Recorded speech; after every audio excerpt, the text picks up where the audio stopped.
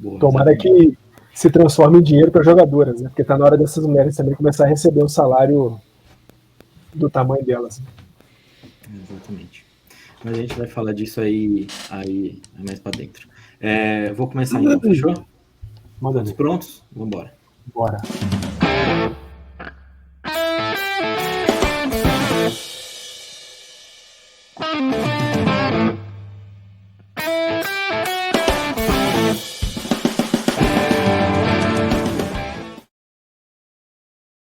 Bom dia, boa tarde, boa noite para você que está chegando agora. Meu nome é Felipe Clemente e está começando mais um episódio desse maravilhoso podcast, o Zonecast.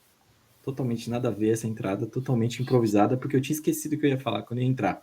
Mas o mais importante que é isso, eu tive a impressão de que eu não estava gravando quando a gente começou. Aí eu falei, meu Deus, vou ter que repetir. Aí eu olhei para cima e falei, não. Tamanho para vocês verem como eu estou louco, maluco, biruta. Biruta é uma palavra que eu gosto bastante. Aliás, como a gente tem falado bastante língua portuguesa no começo dos podcasts, vocês já pararam para pensar no seguinte? Quem foi o abençoado também é uma palavra que eu adoro, quem foi o abençoado que olhou para aquele negócio, mexendo no céu e falou assim, vamos dar o nome nesse instrumento de biruta. Que coisa maravilhosa, né? Coisa inteligente, né, Fernandão? Boa noite, tudo bem com você? Fala, meu patrãozinho, fala Luquiba, todo mundo que vê e ouve a gente aqui no Zonecast. De fato, é curioso, né? Você sabe, de vez em quando eu me pego nesses pensamentos também, sabe, patrãozinho? Olha assim para a cadeira e falo, pô, quem é que falou que isso aqui chama cadeira? Quem disse que isso aqui chama livro, ou boné, ou qualquer coisa assim? E biruta, de fato, né? Biruta é uma palavra, assim, sui generis, né? De fato é difícil pensar de onde é que vem biruta. Depois eu vou pesquisar a etimologia do biruta e no próximo Zonecast eu trago para a gente aqui o que exatamente quer dizer a etimologia da palavra, mas estou feliz de estar aqui mais uma vez com vocês e feliz porque aqui no meu canto esquerdo eu acompanho o jogo entre Pittsburgh Pirates e New York Yankees, jogo que pode marcar o empate do recorde de home runs, né, numa única temporada do Roger Maris em 61, quando ele rebateu 61 home runs.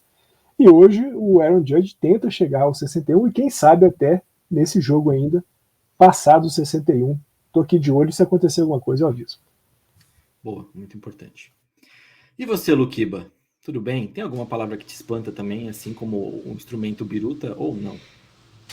Cara, uma palavra que me espanta na forma negativa é Bolsonaro presidente, é uma palavra composta.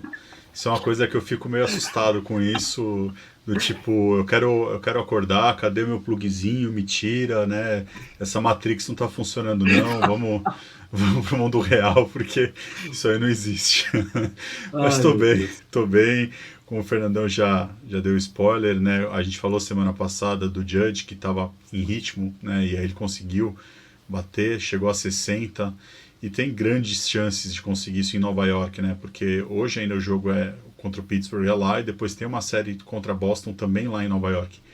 Então, é uma chance gigante de ele quebrar esse recorde lá no Yankee Stadium. Eu acho que tem todo o significado para ele, para a franquia e para todo mundo. Eu acho que até a franquia torce o nariz, porque não gostaram, né, do Maris ser esse detentor, né, do recorde. Porque primeiro quebrou o recorde do Babe Ruth, que é aquela coisa do tipo, quem é você para ser maior do que o Ruth?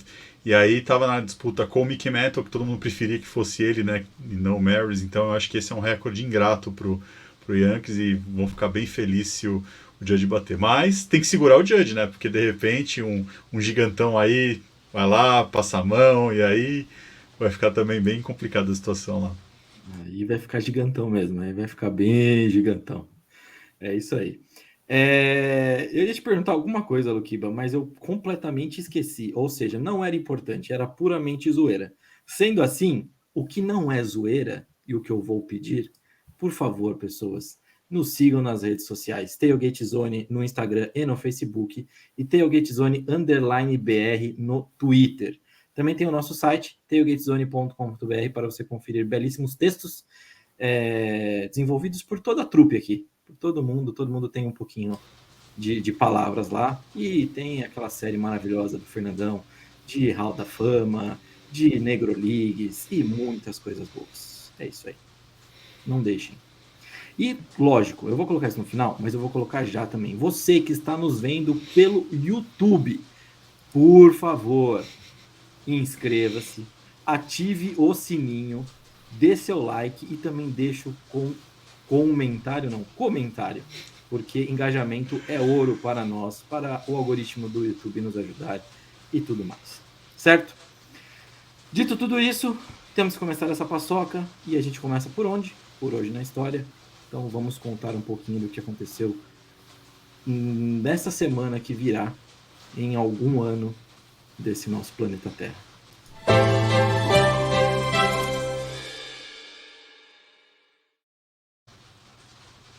Falamos de Yankee, falamos aí do Roger Maris e a gente já começa com 22 de...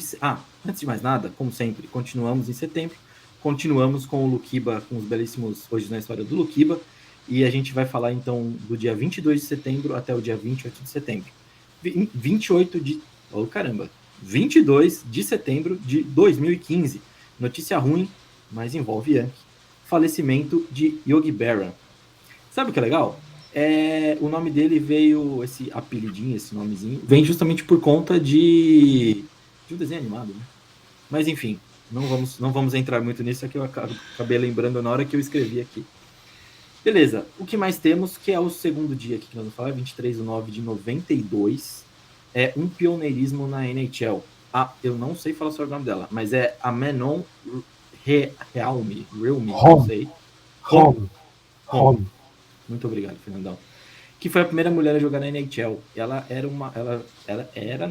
ainda é. Quer dizer, não é mais porque não está em atividade, mas ela era uma goleira e ela jogou pelo Tampa Bay Lightning. Muito importante isso. Foi um jogo de pré-temporada, né? E ela jogou um período inteiro. Ela não conseguiu pegar o jogo inteiro, mas só o fato de você chegar ao time principal, porque ela ficava nas minors, né? Digamos assim, do Tampa, e aí ela conseguiu na pré-temporada ter um período, e aí foi algo fantástico. Aí eu acho que deveria aparecer mais outros nomes, não deveria ficar só nela, né? Acho que tem que ter essa igualdade, principalmente em posição de goleiro, que eu acho que deve ter goleiras fenomenais aí por aí, só esperando uma oportunidade para entrar. Tanto perna de pau que tem jogando aí na NHL, que com certeza deve ter mulher melhor aí para aparecer. É importante falar dela também, porque é um link, porque a gente vai falar de mulheres nesse podcast também. Nene Home, que foi medalha de prata em Nagano, Olimpíada de Nagano em 1998, e é bicampeã mundial com a seleção canadense, 92, 94. Então, de fato, jogar no gol na NHL não é para qualquer um, e o que ela fez é de fato histórico mesmo. Eu já fiz essa pergunta para vocês, aproveitar isso, em algum podcast da nossa vida no Zonecast, mas vou fazer novamente para saber a opinião de vocês. O que é pior? É o catcher na MLB ou é o goleiro na NHL? Porque são duas posições bem ingratas. O goleiro na NHL. Nem pensa duas vezes. O catcher ainda tem algumas proteções, não é toda hora que toma porrada. O goleiro não tem outra alternativa, cara. Você toma puck o tempo inteiro. Se você perder uma fração de segundo, você quebra um monte de coisa. Eu acho que é a posição mais ingrata que tem nos esportes aí. E eu acho que fora isso tem contato também, né? Querendo ou não, de vez em quando rola lá uns encontrões e, você dá uma esbarrada no cara vindo da velocidade de patinação, não deve ser nada gostoso. E aquele punk, eu achava que era um negócio leve até o dia que eu peguei um. O negócio é pesado e aquilo ali lançado, sei lá, algumas 90, 100 milhas por hora ou mais até, deve doer pra caramba o negócio. Então, eu também tô nessa com o Luquiba, sem dúvida alguma, ser goleiro na NHL é bem pior do que ser catcher na MLB. Então, a grande Manon. Seguindo então nossa agenda aqui, 24 de setembro de 1967, um recorde, na verdade, um recorde era igualado na NFL, né? Então, tivemos o Jim Becken anotando 7 field goals, era o recorde estabelecido na época, então ele acabou igualando, recorde que futuramente foi depois destruído por Ron Jones. Durou um bom tempo, né? Esse 7, eu não lembro se eram 3 ou 4 kickers que tinham igualado essa marca até o Bironas pulverizar. 8 field goals.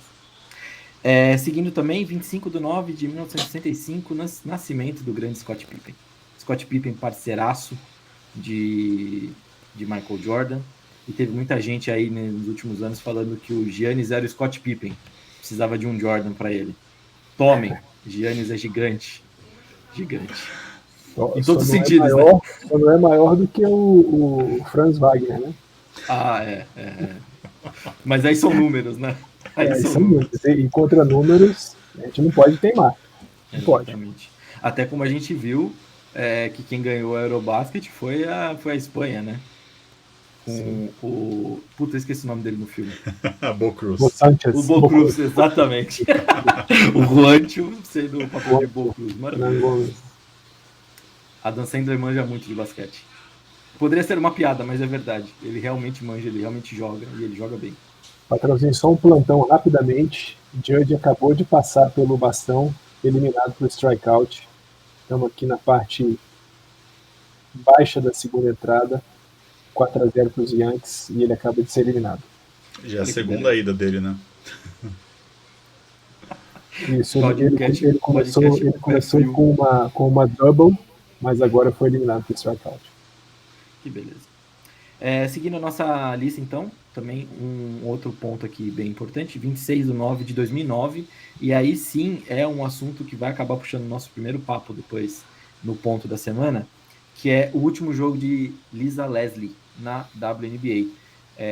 Jogadora fascinante aí, acho que quem acompanha basquete há muito tempo, acho que como nós três aqui, com certeza, se não conseguiu ver WNBA porque não tinha tanta divulgação, pelo menos sabia quem era ela, chegou a ver em Olimpíada, alguma coisa.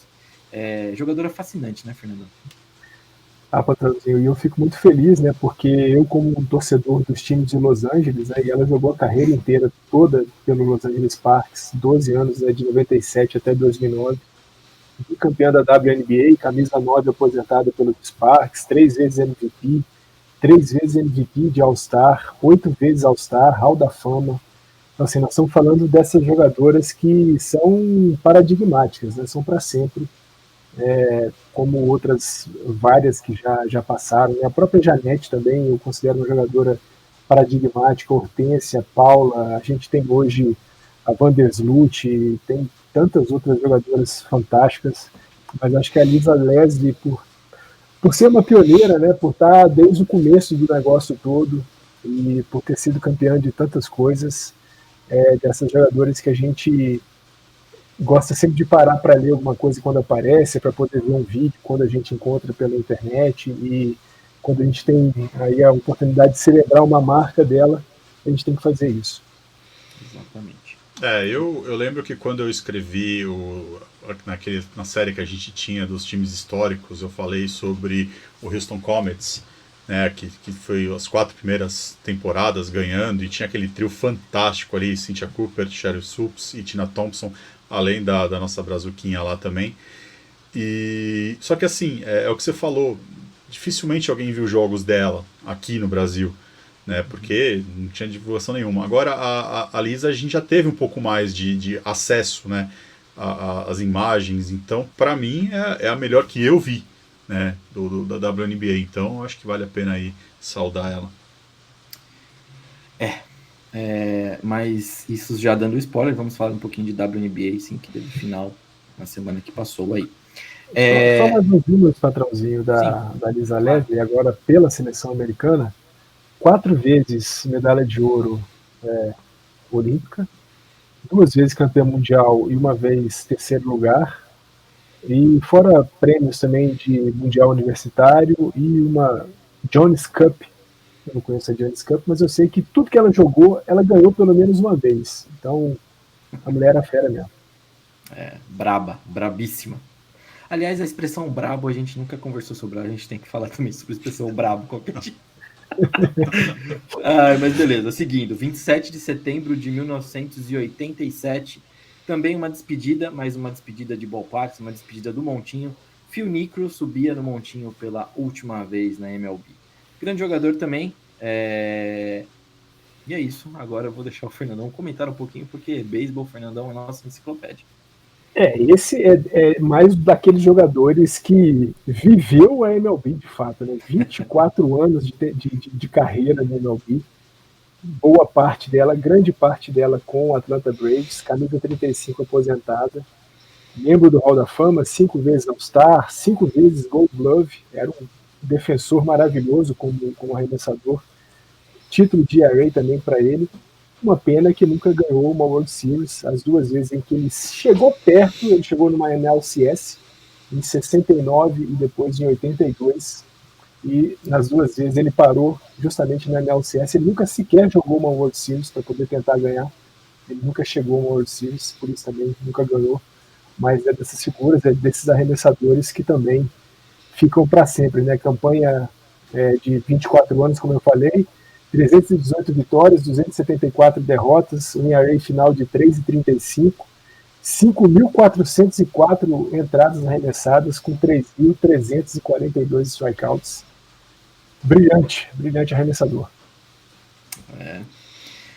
Por fim, finalizando nossa semana, temos aí mais um recorde igualado, que é de Joey Cap, 7 touchdowns no único jogo. Ele era quarterback do Minnesota Vikings. E essa é a marca. Essa é a marca. Depois dele ainda tiveram outros quarterbacks que chegaram a igualar, mas nunca foi ultrapassado. O 8 ainda não chegou. Mas vai chegar eventualmente com o Matt Ryan esse ano, né? Com certeza vai chegar. Ou com o Sam Ehlinger.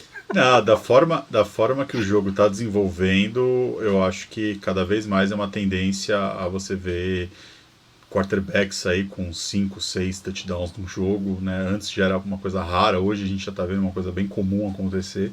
Eu não duvido nada que essa marca vai chegar nessa década ainda.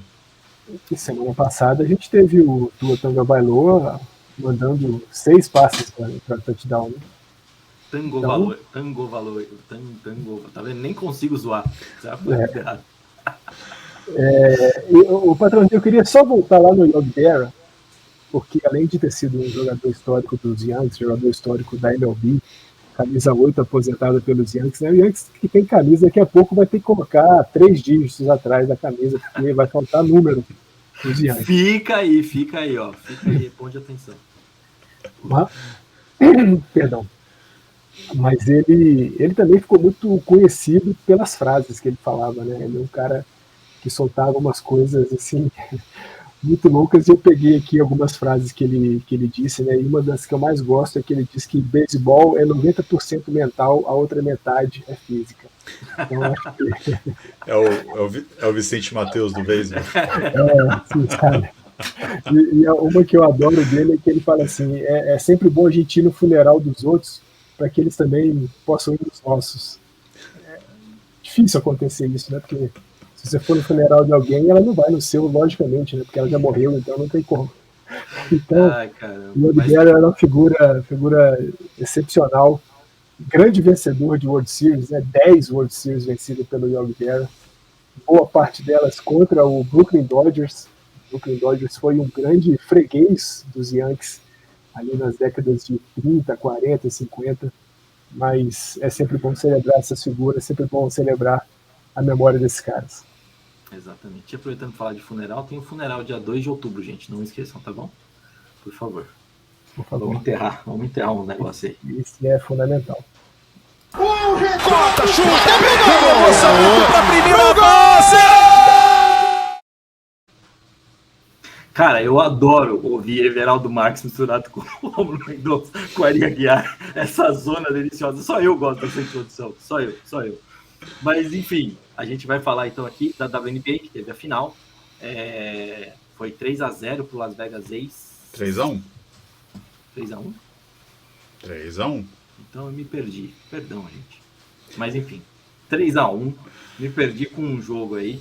Mas é o primeiro título de uma franquia de Las Vegas, e veio da WNBA com os Aces. E sim, eu acho que é um negócio que a gente tem que comemorar, e é um negócio que merece ser comentado, por conta até desse tamanho. Quando aparecer ali as franquias de Las Vegas, vai aparecer o primeiro título de uma franquia em Las Vegas, vai aparecer a WNBA com os Aces. E maravilhoso, mas acima de tudo isso, o que tem que ser dito é sobre a WNBA nesse ano, o crescimento que a liga teve em não sei se dá para falar em publicidade, mas em quantidade de espectadores, crescimento também do streaming, e como isso parece que tem melhorado ano após ano. A gente chegou até a colocar também um texto sobre isso no Tailgate Zone, é um texto traduzido, que a gente puxou de um jornal americano. A gente conversou com eles, perguntou se podia traduzir, mandar para o povo aqui do Brasil, eles toparam. Então a gente tem, que fala justamente disso, né, de como tem crescido. Agora o que falta é a gente ver esse dinheiro cair na conta da mulherada, né, Fernandão? Só antes de começar a falar mais especificamente disso, patrãozinho, é lembrar que tanto o Aces quanto o Sun, né, que fizeram a final, durante algum tempo eram patinhos feios, né? E como essa política do draft, né? Como essa coisa do draft, ela não é perfeita, claro, nunca é perfeita, até porque você nunca sabe se o jogador que você vai draftar vai virar aquilo que você espera que ele se transforme. Mas como isso é capaz de igualar as coisas, né? E a gente viu durante muito tempo o Connecticut Sun era um time horroroso de ficar entre as últimas posições e agora é finalista da WNBA, assim como o Las Vegas Ace. Então isso é muito legal. E muito legal também porque até que enfim, né, já era mais do que hora de a WNBA ter mais reconhecimento. A gente falou aqui da Lisa Leslie, a gente já falou de outros times, o Houston Comets, né, que foi um dos primeiros grandes times da história da WNBA, falando da Janete, outros jogadores espetaculares. E por que não? Essas mulheres não tinham ainda o reconhecimento que merecem, né? Ainda está longe de ter, talvez, o que de fato merecem, mas é muito bom saber que essa temporada, especificamente da WNBA, foi uma temporada de muito sucesso, né? Onde tudo cresceu, a média de público assistindo pela TV, a média de público assistindo o All-Star Game, a quantidade de assinaturas, né? O número de pessoas, de assinantes da WNBA TV. Então isso é muito bom, mostra que elas sempre fizeram um trabalho espetacular. Eu acho que talvez não mais, mas tanto quanto os homens da NBA, essas mulheres representaram muito durante a pandemia, representaram muito durante as manifestações pelo assassinato do George Floyd, né? Várias delas se colocaram como cabeças dos protestos, né, das manifestações. E eu acho que mais do que na hora dessas mulheres serem reconhecidas pelo que elas fazem. E foi muito bom. E tomara que em breve esse reconhecimento, né, esse aumento de público, de assinantes e tudo mais, se reflita também em melhores salários, né? A gente sabe que os salários na WNBA estão muito, muito, muito, muito defasados, muito longe de ser o que um jogador médio da NBA consegue ganhar. Não vou nem querer comparar aqui com as grandes estrelas da NBA, porque seria até tolice. Mas quando a gente pensa no jogador médio da NBA, ele ainda, por ser médio, um jogador de composição de elenco, ainda ganha muito, muito mais do que qualquer grande jogadora da WNBA. Então é hora delas também terem reconhecimento financeiro pelo que elas fazem. Eu queria dar um pitaco antes de vocês entrarem mais a fundo, né, no tópico. O Fernando falou do draft. Eu te corrigi que foram 4 jogos, porque o jogo que o Sun ganhou, foi justamente um jogo histórico para a liga, porque foi o primeiro triple-double na história dos playoffs, né, e foi a jogadora do Sun, a Alyssa Thomas, que fez. E ela foi uma escolha de no número 4, né, do draft. Então mostra aí, basicamente é o motor, né, desse time de Connecticut. E ela teve uma temporada fantástica. O Connecticut Suns entrou como o azarão, né, não era o favorito, tomou 2-0 logo de cara, todo mundo achou que ia encerrar em 3 jogos, levou o jogo lá para Connecticut e conseguiu ganhar.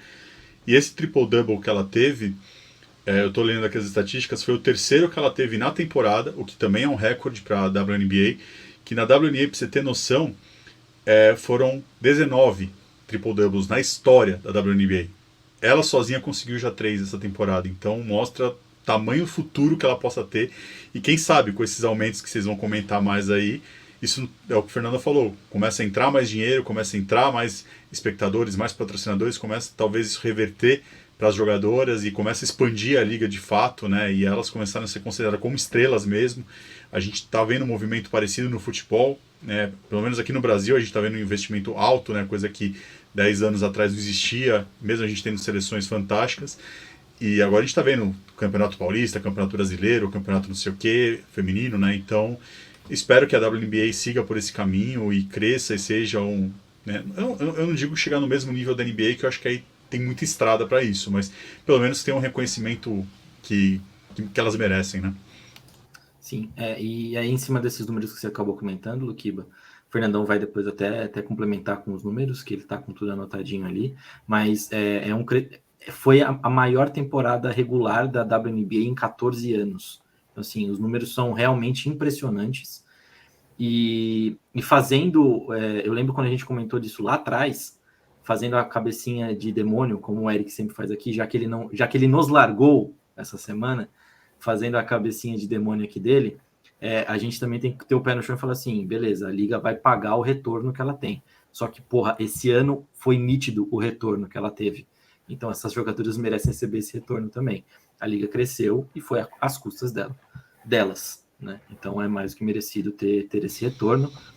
E aí, em cima disso, pode falar, Luque, eu acho que você ia falar. Não, eu só ia falar que é curioso porque assim, a WNBA, quando ela nasceu, o embrião dela era o quê?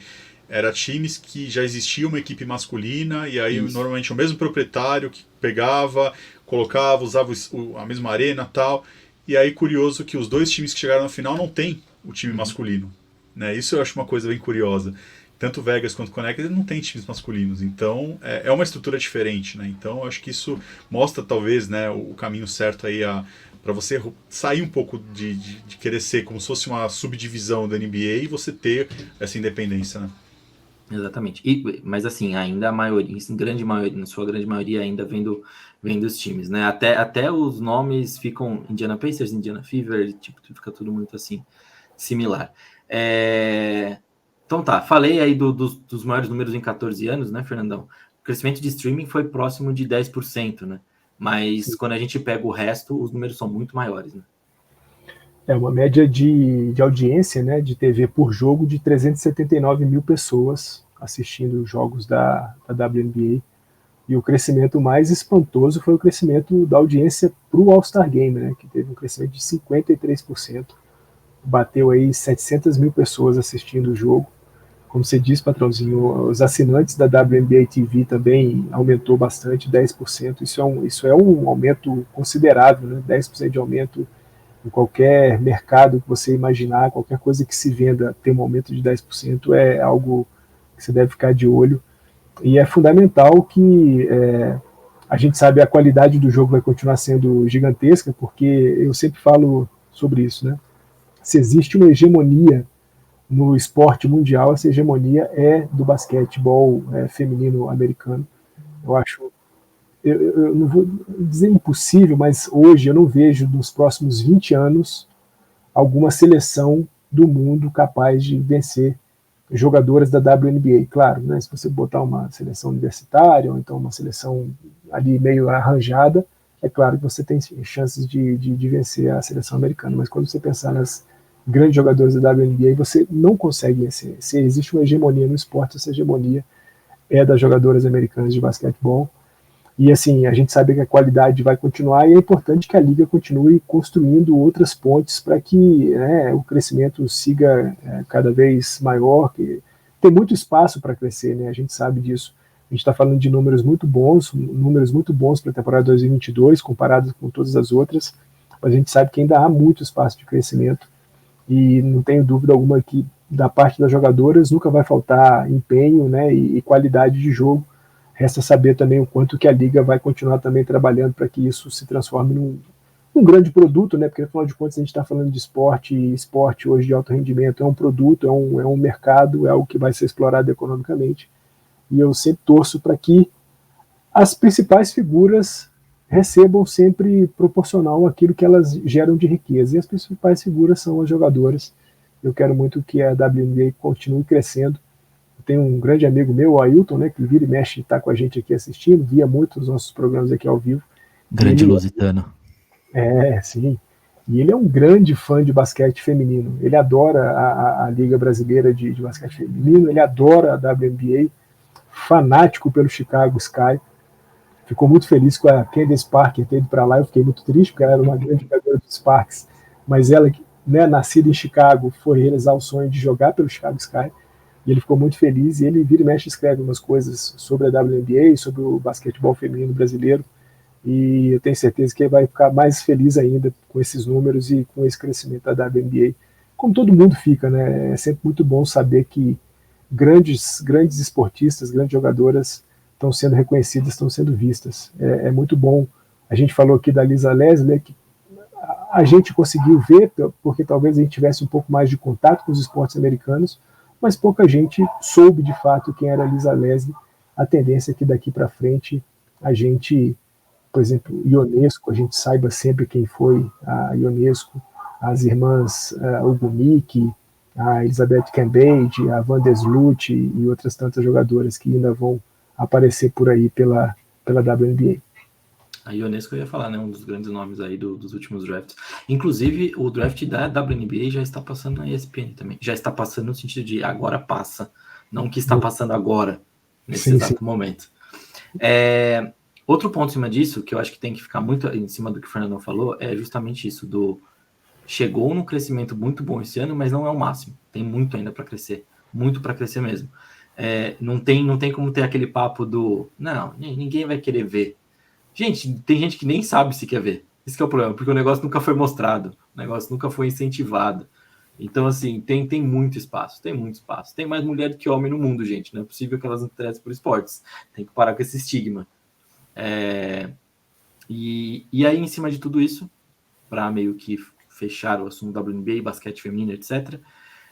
Amanhã, vulgo hoje, para você que está ouvindo o podcast, no dia que ele foi lançado, começa a Copa do Mundo Feminina de Basquete, que vai acontecer lá na Austrália. E a Ionesco foi convocada pela seleção americana, então era esse o link que eu queria fazer. Então amanhã começa. Aproveitem, assistam. A ESPN vai transmitir, então isso é muito bacana dizer também, porque teve o Eurobasket agora e a gente, o masculino, né? E ninguém soube que teve direito. Acho que vocês devem ter ouvido aqui, talvez, ou talvez o Bocruz, né? Que todo mundo ouviu isso por conta do filme, né?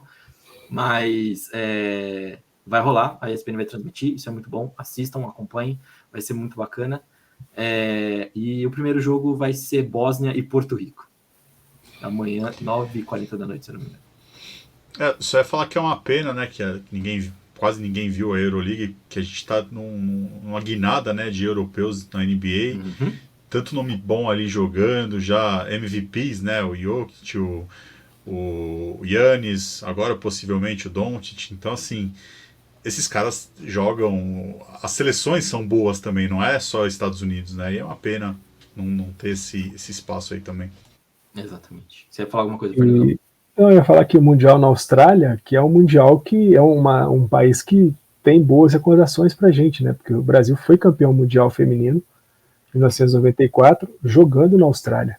O Mundial na Austrália eu me lembro muito bem, assistindo ali, acordando cedinho, porque, né, Austrália, fuso 12 horas na nossa frente, acordava cedinho às 6, 5 da manhã para assistir o Luiz e o Luciano do Vale fazendo jogos da seleção brasileira histórica com Marta, Janete, Paula, Hortência, Branca, grandiosíssima seleção, grandiosíssimas mulheres brasileiras campeãs mundiais e depois medalha de prata nas Olimpíadas de 96 em Atlanta na final contra os Estados Unidos. Maravilhoso, né? Maravilhoso. Brasil que não estará nessa edição, gente, mas cola lá na ESPN, assiste os jogos, é sempre um evento maravilhoso. Copa do Mundo de basquete. E das meninas é mais legal ainda. Eu sei que quando eu falo meninas, o Fernando não gosta, mas eu falei meninas mesmo, porque eu queria falar meninas. Mas beleza. Segundo assunto, então, do nosso ponto da semana, é uma discussão. Eu não sei até quanto a gente vai discutir isso, mas eu estava vendo os jogos da NFL nesse final de semana e eu saí de jogos falando, puta que pariu, como o Mahomes é foda. Puta que pariu. Por que o Herbert estava com uma costela que não era fraturada, né? Era a cartilagem que deu problema ali. Mas com dores, ele me lança um touchdown desgraçado de bom. E aí depois a gente vai ver na segunda-feira, naquela rodada dupla de Monday Night, o Josh Allen jogando para um caralho. E bota os pi aí depois, YouTube. porque é sensacional. Estar vendo esses 3 caras é sensacional. Eu acho que são talvez os 3 melhores braços que a gente já viu. Não é que a gente tem o Joey Flacco, tinha um baita braço também, mas não tinha o mesmo talento que esses caras. Mas eu acho que a gente está vendo 3 caras que podem encabeçar a NFL aí por muito tempo. E ainda tem mais gente depois da prova de falar, mas 3 caras que devem ser muito a cara de como a gente viu. Calma, não vou me alegrar tanto, guardem as devidas proporções, pessoas. Mas como a gente viu aí tantos tempos de Big Ben, Eli, Peyton, Tom Brady, Aaron Rodgers, a gente está começando a ver uma nova geração. E eu acho que essa geração tem muito mais talento do que alguns dos que eu falei. Principalmente Tom Brady, porque para mim Tom Brady não é talentoso, ele é só o Cristiano Ronaldo, que é a máquina que faz o negócio acontecer. E a gente está vendo uma baita geração aí para frente, caras talentosos, com braços potentes, e me anima muito ver essa renovação na NFL. Pena que não é nos meus times. O que você acha, Luquiba?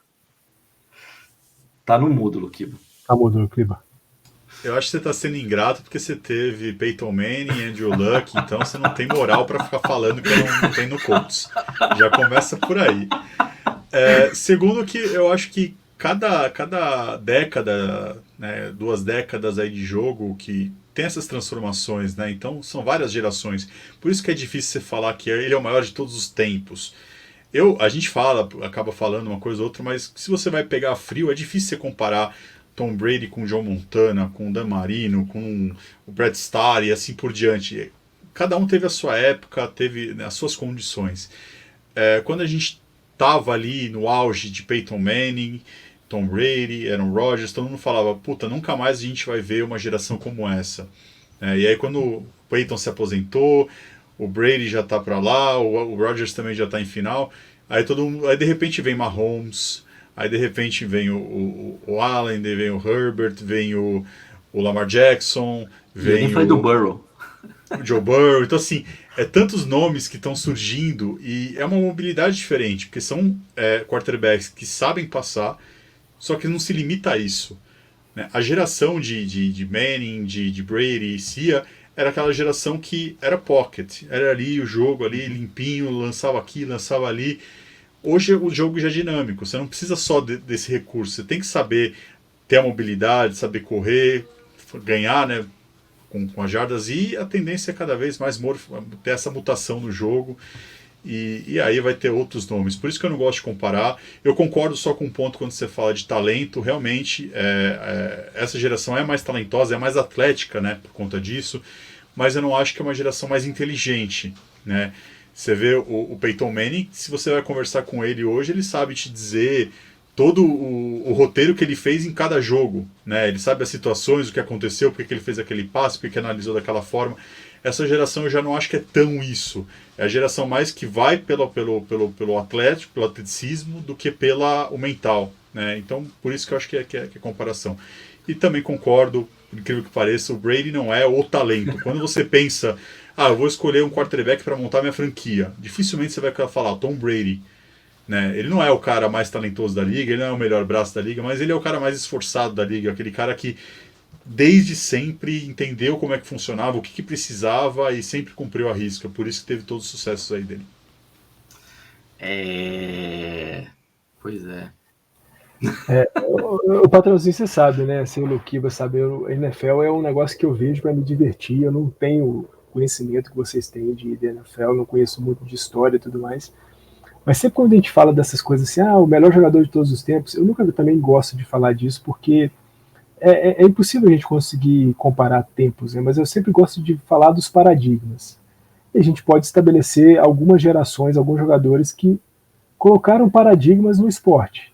Eu acho que a gente está falando de 3, 4, 5 arremessadores, 5 quarterbacks, que passaram a estabelecer um novo paradigma para o esporte, que é o que o Luquiba falou.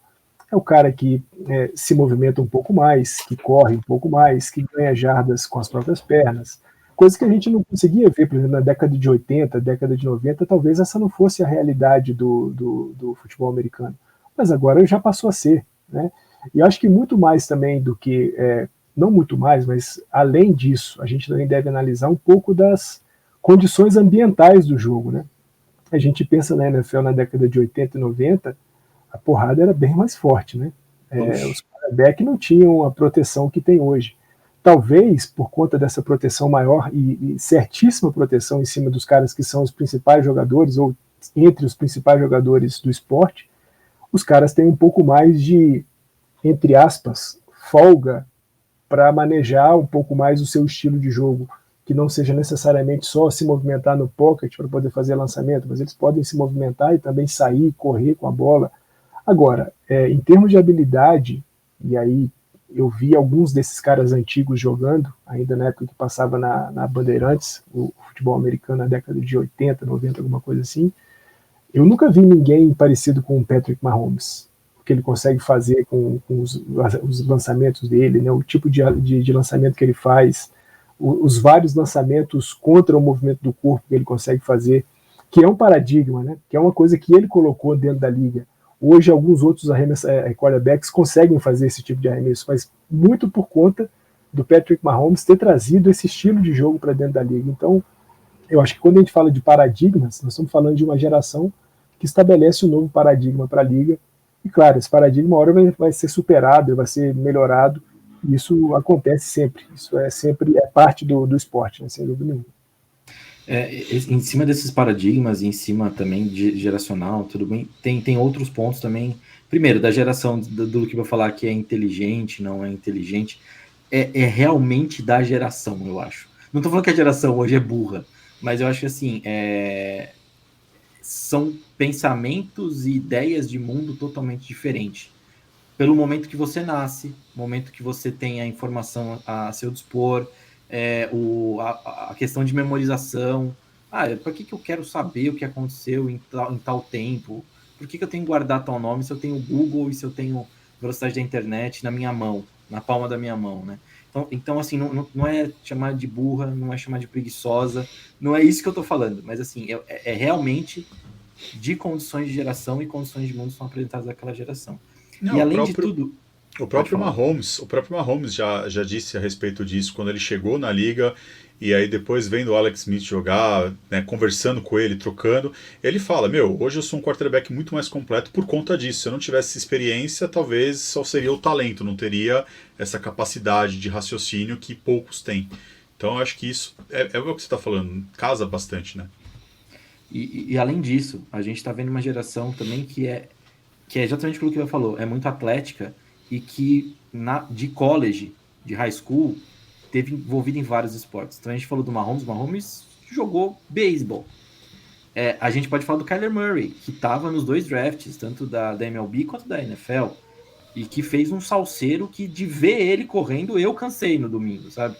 80 jardas ele correu naquela conversão. Assim, é bizarro. Então a gente está vendo realmente caras mais atléticos e que foram...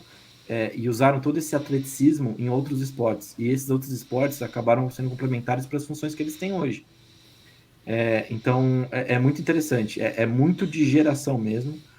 E eu ainda acho que estamos muito bem servidos. Aí eu não lembro agora quem ia falar, se era o Fernando ou o Luquinho, mas eu vi que não ia falar. Eu só ia pegar uma reflexão para deixar no ar. Porque assim, hoje o que a gente está vendo de sucesso foi o que o Fernando falou, não era comum em décadas anteriores. Teve um cara que começou com esse movimento, pelo menos que eu lembro, Michael Vick. E teve o problema, né, pessoal na carreira dele, foi preso e tal. E aí talvez, se ele não tivesse tido isso, se ele tivesse a carreira dele desenvolvido, talvez essa geração já teria vindo antes, né? Porque ele começou a mudar o jogo, ele começou com essa mobilidade toda, né? Só que como ele não teve uma sequência longa, teve aquela pausa e tal, então eu acho que teve esse gap na liga do tipo, ainda não está pronto para isso. E aí agora tá vindo, né, tudo isso. Então talvez, às vezes, você tenha a pessoa certa no tempo errado, ou você tenha a pessoa errada no time certo, né, porque tem muitos casos. Por exemplo, o Tom Brady, que a gente falou, será que ele seria esse quarterback se ele não tivesse na mão do Bill Belichick? Será que ele ia conseguir essa história toda se ele estivesse na mão de um outro treinador? Eu desconfio, eu acho que não. Eu acho que eram as duas pessoas no momento certo, na posição certa.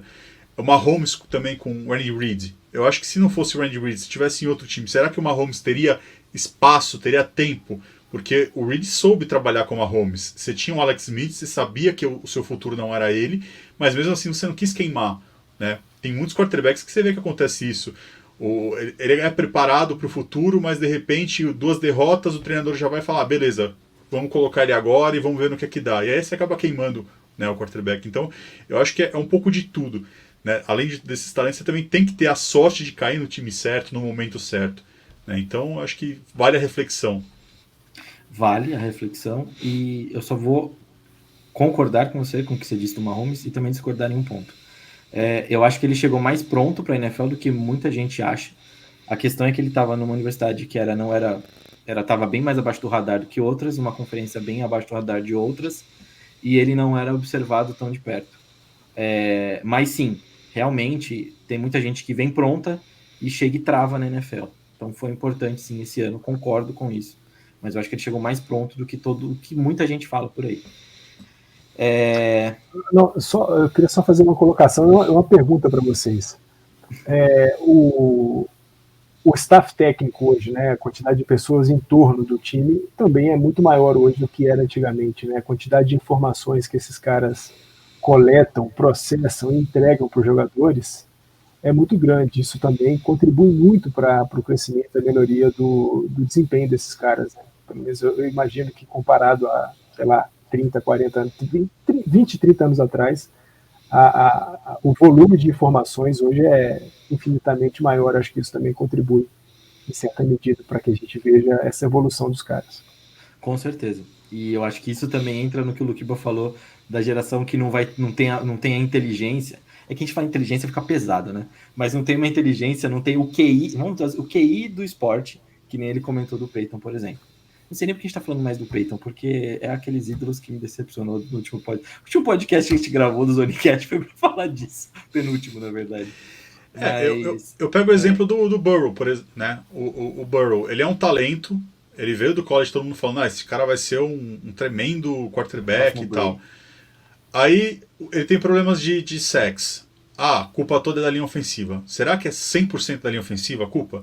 Porque assim, ele sabe que a linha ofensiva não é tão boa e às vezes ele segura muito a bola. De repente ele poderia ter soltado mais rápido ali, mas às vezes não. Às vezes é um cara que não consegue fazer a leitura num tempo rápido, então precisa demorar um pouquinho mais. Essas frações de segundos acaba acarretando no sack. Então, talvez a vida dele não vai ser tão longa na NFL se ele continuar dessa forma. É o caso do Luck, não tinha uma linha ali para proteger ele, quebrou ele, que é uma pena, né, que é um talento que a gente perdeu.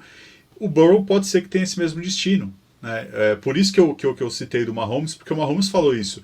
Falou que ele era nesse ponto. E aí que eu quis reforçar do Reed por conta disso. Porque o Mahomes, se já entrasse para jogar logo de cara, talvez hoje estaria com problemas de lesão, estaria com outros problemas. Mas o fato do Reed ter segurado o Mahomes praticamente uma temporada inteira atrás ali do Smith, isso, o próprio Mahomes fala, isso para mim abriu minhas portas e hoje eu sou um quarterback muito melhor por conta disso. O Burrow já não foi, já jogou na fogueira, já chegou a um Super Bowl e agora todo mundo acha que o cara tem que fazer e não é. Às vezes o cara foi situações e o jogo dele não está desenvolvendo tanto assim. Aí tem que começar a analisar e ver o que vai acontecer, por isso que eu fico com o pé atrás ainda para cravar essa geração como a geração de ouro. Eu acho que o Mahomes a gente já pode falar com segurança. Josh Allen também. Outros quarterbacks eu já fico um pouco mais assim de cravar, porque eu prefiro esperar para ver um pouco mais. Patrãozinho, plantão Zonecast. Eu quase tive um trem aqui agora, porque o Judge rebateu e a bola estava aí pro rumo lá do campo esquerdo, só que ela quicou dentro do campo, foi uma ground road double, dupla automática pro Aaron Judge, terceira passagem dele pelo bastão, 2 duplas, 1 strikeout. Deve ter mais 1 ou 2 chances aí, dependendo de que os companheiros deles fizerem pela frente, mas ainda não veio o 61. Ainda não veio, Luquiba. Ainda não veio. Eu tinha uma... Eu tô com um feeling que isso vai vir contra Boston, cara. Não sei porquê. Eu acho que o 61 e o 62 no mesmo jogo contra Boston. Maravilha! Que desgraça. Merda pior não teria. E sexta-feira começa uma série entre Dodgers e Cardinals. Possivelmente o Pujols vai jogar precisando de mais 2 home runs para poder chegar aos 700. Eu gostaria muito que ele conseguisse esses 2 home runs contra os Dodgers. Essa sina, né, dos Dodgers fazerem parte da história de recordes. Eu queria muito que o Pujols colocasse esses dois contra a gente, perdesse o jogo, mas conseguisse chegar no recorde. Então, beleza. Eu tinha mais um negócio que eu ia deixar no ar, do jeito que o Luquiba falou aí, do Burrows quebrar, mas eu não vou deixar, porque a conversa vai se esticar. A gente pode levar isso para um outro papo. O que nós vamos fazer agora? Não tem Eric. Tem Eric, mas em outro formato. E a gente vai para o Tailgate Spread.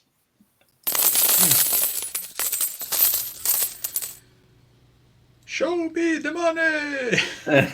Calma, vai entrar, Luquiba, vai entrar. Eu tô vendo que é voto popular isso aí já. Assim, vou explicar para vocês. O Eric mandou um vídeo para nós. Então ele fez as apostas, mandou para nós. Nós veremos o vídeo do Eric. Depois a gente comenta essa aposta rapidamente. E o Luquiba traz a dele, né? Que o Luquiba vai de underdog, vai de azarão. E é isso aí. Fala pessoal, fala chefinho, fala Luquiba, mestre Fernandão, Matheus. Espero que esteja todo mundo bem aí. Falando de Frankfurt, com cara de acabado, porque o fuso tá me pegando aqui. Mas vamos fazer as nossas apostas, que podem começar a ser chamadas de não apostem no que o Eric aposta, né? Porque até agora, esse ano, o Eric tá indo ao contrário. Então, talvez vão ao contrário daquilo que eu tô falando. Mas vamos pegar 2 jogos essa semana. Um que eu vou chamar de uma tentativa de zica reversa para o time do Chafinho. Então, o Colts pega o Chiefs e o spread é 6,5 para o Chiefs. Eu vou apostar no Chiefs.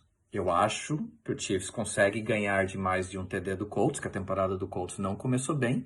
Mas, por outro lado, a minha torcida é que seja uma zica reversa, que o meu pé frio, meu lendário pé frio, ajude a dar um start aí na temporada do Colts e quem sabe eles aprontam com uma zebra.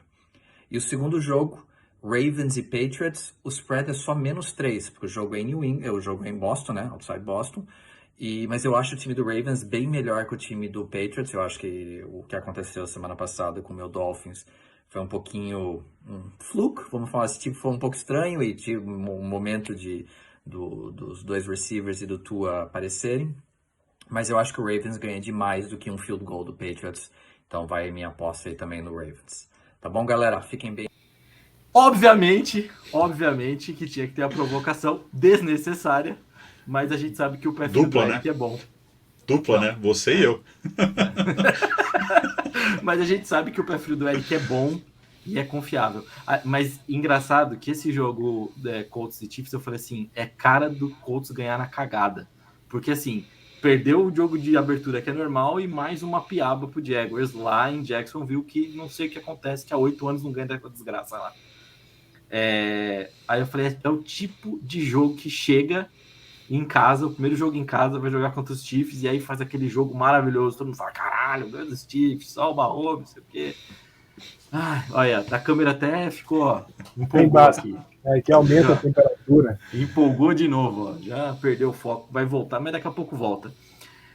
Então, o Eric acredita nesse spread alto aí, que o Chiefs ganha desconto por mais de um TD, por pelo menos um TD a mais, né? Pelo menos um TD. E também, meu Deus, fugiu. Ganha do Chiefs, não, o Chiefs ganha do Colts. Chiefs ganha dos Colts, exatamente. Isso, e Baltimore de New England por mais de 3 pontos. Isso, exatamente. Baltimore ganha por mais de 3 pontos. Mais de 3 pontos? Não, mais de 3 pontos, exatamente. Comentários sobre isso. O Eric é isso aí. Ele falou para não apostar com ele mesmo, porque ele tá errando todas. Mas, enfim, façam a seu bel prazer. E aquele negócio de sempre, aquele disclaimer. Não vai botar o dinheiro do aluguel, não vai botar a parcela do carro, não vai botar o mercado do mês. É só a cachaçinha que você vai tomar lá no bar, aqueles 5 contos ali, ó, que você bota nessa aposta. E agora, o azarão do... Se você estiver desesperado, bota o dinheiro da parcela do carro, porque se você ganhar, você vai ficar milionário. E se perder também, foda-se. Deixa o carro pro banco, né? Eu tava devendo, nem devolve pro banco, pronto, acabou. E pega ônibus, é muito melhor do que ficar andando de carro. Exatamente. A responsabilidade não é nossa, não. Mas, semana passada eu fui feliz por 2 quartos, né? Porque o Saints estava jogando bem, tava dominando, né, o time de Tampa, mas aí nosso querido Winston voltou aos seus áureos tempos, 3 interceptações seguidas, e aí acabou com o jogo, e acabou com a minha aposta. Aí eu fui olhar essa semana para ver qual que é o azarão que eu acho que pode ter a chance de, né, de ganhar. Tem muito jogo ruim, cara, muito jogo ruim pra falar. E aí é difícil de você apontar um azarão, mas eu acho que o azarão dessa semana é o Commanders jogando contra o Eagles. O Eagles embalado, 2 jogos bons, todo mundo falando que o Hurts é o cara, que faz isso, faz aquilo, né? E a gente sabe que o Wentz é a bomba para se estourar, mas de repente consegue uma jogada brilhante, e numa dessas eu acho que o Commanders bate o Philadelphia. Ai, meu Deus do céu. Não quero acreditar nisso. O Hurts teve um baita de jogo na segunda-feira. Foi bonito de ver. Desculpa, perdão, voltei. As apostas são essas, certo? Temos alguma coisa a mais para falar de apostas? Não, né? É isso. Ficamos por aqui. Fechar essa paçoca com dicasinha de basquete.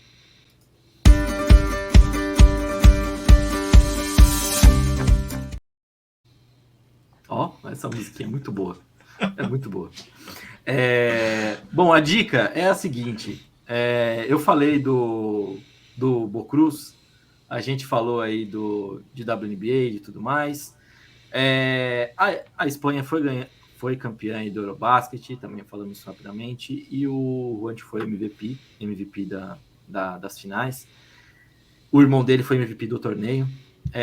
Então, assim, é legal de falar de um filme que saiu na Netflix recentemente, que foi o Hustle. Eu não sei o nome em português, Luquiba, depois você me ajuda com isso.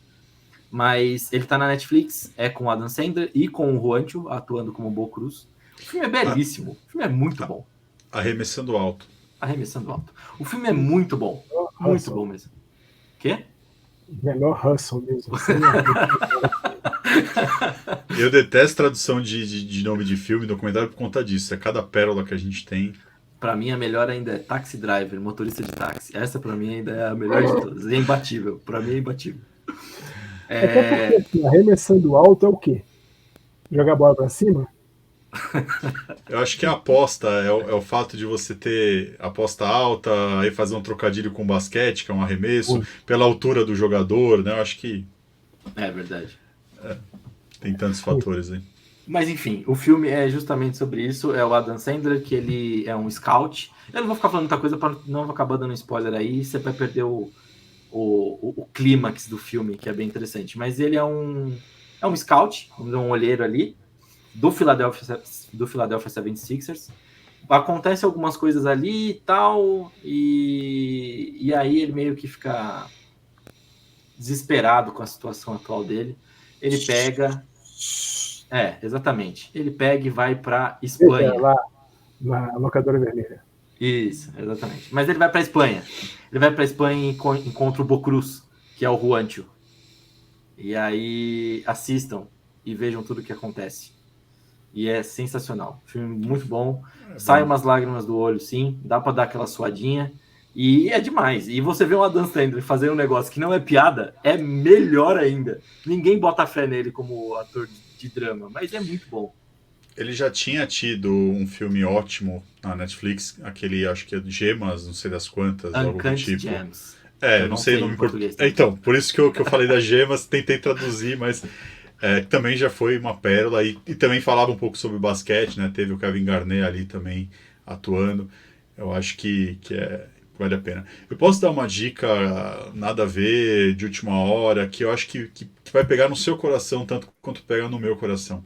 Pode sim, Luquiba. Eu só fiz questão de acessar aqui e procurar o que é, como está o Uncut Gems em português. É joia bruta, parece. Não é tão ruim. Não é tão ruim. É melhor. Eu vou confirmar, mas parece que é isso. Enquanto isso, pode dar sua dica, por favor. Então, a gente estava conversando hoje bastante sobre basquete. Você falou do Indiana Pacers, Indiana Fever. Aí eu lembrei do dueto, né? Red Miller, Cheryl Miller. Aí eu fiquei pensando, ficou com a coração. E é um cara, eu sempre gosto de falar do Winning Time, daquele 30 for 30, né? Do Red Miller contra o Knicks. É fantástico, né? Esse retrato. Eu acho que é a sequência mais fantástica que eu já vi na história dos esportes, né? Aqueles pontos que ele faz ao mesmo tempo, ali pega, rouba, acerta, pega a bola, rouba de novo, acerta, é uma coisa fantástica. Eu acho que vale a pena assistir. Eu não sei aonde que tá, eu acho que talvez esteja no Star Plus, né?